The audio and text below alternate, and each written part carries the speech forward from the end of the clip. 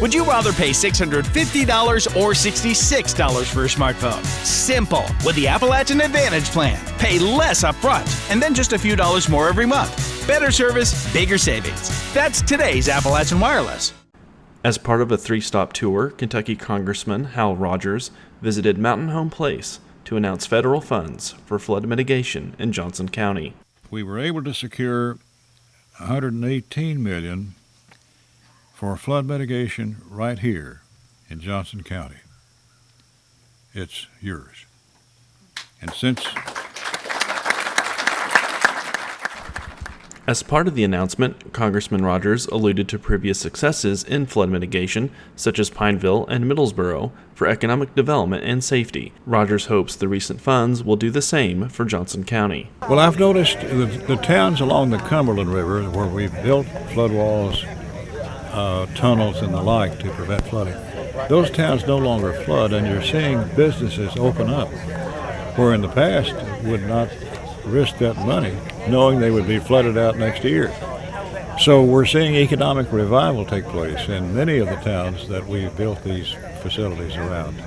With 3 phases anticipated, we spoke with Colonel Eric Crispino about their flood mitigation plan. Right, so the first phase of the project is what we call we use the acronym FWEEP, which stands for Flood Warning Emergency Evacuation Plan. And that will consist of a series of sensors and gauges along the creek in the watershed, and that'll tie into some type of warning system. We're still scoping out what that warning system will look like, but most likely it'll be some type of combination of sirens, mass notification, email notifications, text message notifications to give residents as much warning as possible of rising waters. Phase 2 consists of some flood mitigation measures specifically around the county courthouse and in the King's Addition region, and that's where you will see some flood walls begin to be put into place. But it's really a smaller area that we're talking about. Afterward, we spoke with Paintsville Mayor Bill Mike Runyon about how flood mitigation would impact Johnson County. We have a section in the city of Paintsville, what we call the lower end of town, that every time that it floods, that's the section that gets hit the hardest.